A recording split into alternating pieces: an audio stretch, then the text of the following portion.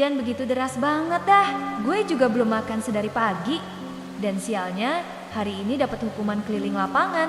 Ketemu Revan si cowok sok kegantengan. Dan begitu sialnya hari ini.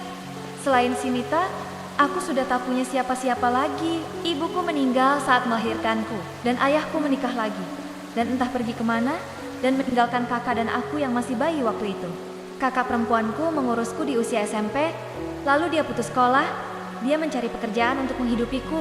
Dan hanya kakak satu-satunya yang mengurusiku. Oh iya, aku gak bawa uang hari ini.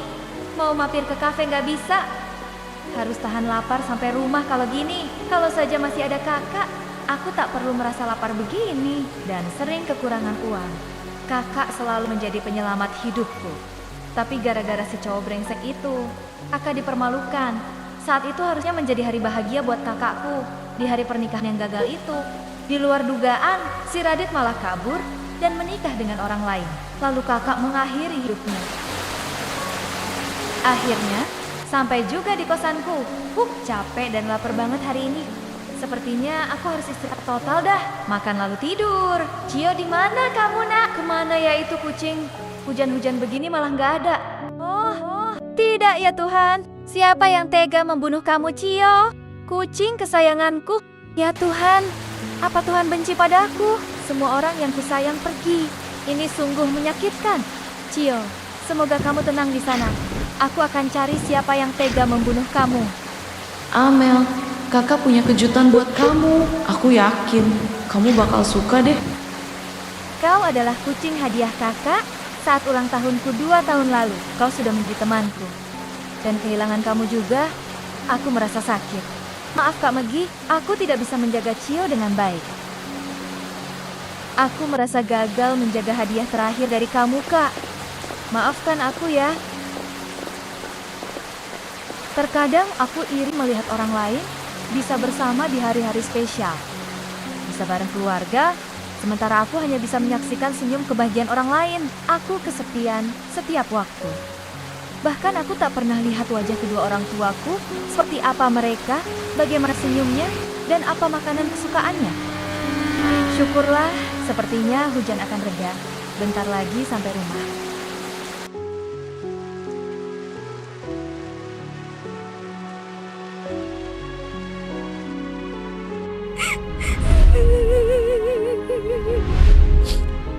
Kak Megi, maafkan aku nggak bisa jaga Cio, Kak. Apa aku ini adik yang jahat? Cio satu-satunya yang mengingatkan aku padamu. Maafkan aku. Amel, ternyata kamu menderita begini. Kakak sangat sayang padamu. Kita datang ke kota untuk memulai hidup yang baru. Tapi nyatanya malah berakhir menyedihkan. Kakak pergi, Cio juga pergi, hanya aku sendiri. Di sekolah, teman-temanku punya keluarga. Aku iri melihat mereka.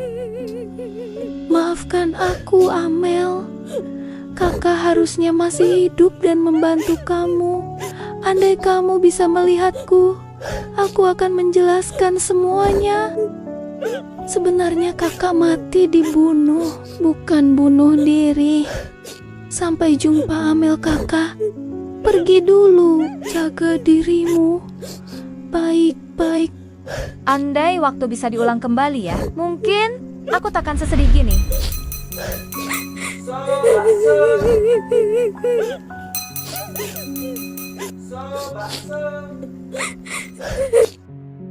Pokoknya aku nggak boleh sedih lagi. Aku harus kuat. By the way, aku lapar banget dah. Energiku benar-benar sudah habis. Amel, seminggu lagi kita akan pindah ke kota. Kamu juga akan sekolah di sana. Aduh, kepalaku sakit banget.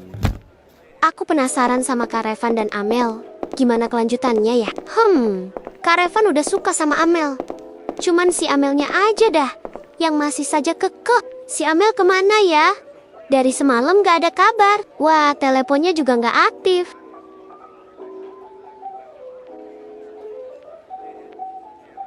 Aku jadi khawatir banget sama dia. Dia sempat pingsan kemarin. Aku harus ke rumahnya aja. Apa dia baik-baik saja ya? Apa dia sudah ada di sekolah atau enggak ya? Kalau aku ke rumah dia pasti telat masuk sekolah. Jadi bingung deh, harus kemana dulu? jadi ambigu gini ya?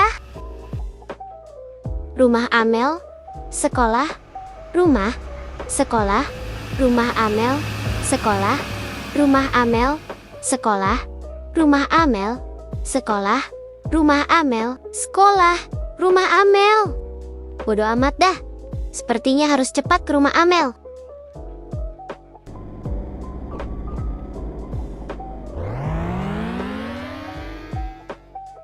Rumah kontrakan nomor 2. Sepertinya pintunya juga tidak dikunci. Oh no, Amel, kenapa kamu tiduran di lantai? Emang gak ada kasur? Dia pingsan lagi. Amel, bangun Mel. Ini aku Nita. Mel, bangun. Jangan mati dulu lah. Nanti gak ada orang yang marahin aku lagi. Amel, bangun dong. Aku gak mau kamu kenapa-kenapa. Gimana banguninnya ya? Jangan bingung Nita. Oh iya, aku minta bantuan Kak Revan saja. Dia kan suka sama si Amel.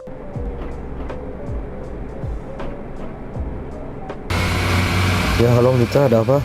Kak Revan bisa tolongin aku nggak? Si Amel pingsan di rumahnya. Kalau Kak Revan nggak mau nolongin, aku bilangin si Amel pingsan gara-gara Kak Revan. Lah kenapa aku yang disalahin Nita? Ada-ada aja kamu ini ya. Dasar. Ya udah aku akan ngebut. Tunggu aku di sana ya. Aduh sepertinya harus berurusan dengan cewek galak itu lagi ya.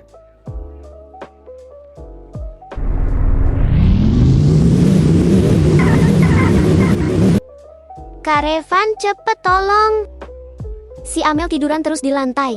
Apa dia mati, Kak Revan? Jangan panik Nita. Ayo kita bawa dia ke rumah sakit secepatnya. Baiklah, Kak Revan. Yuk. Kamu yang bawa dia ya. Waduh ternyata berat juga ya dia. Coba kalau dia bangun dipeluk kayak gini, dia pasti kayak mak lampir, marah-marah gak jelas. Bawa aja lah. Kak, jangan pergi. Jangan tinggalin aku. Aku mohon, Kak. Amel, ayo makan ayam gorengnya. Kak Maggie, Sudah siap? jangan pergi. Tidak.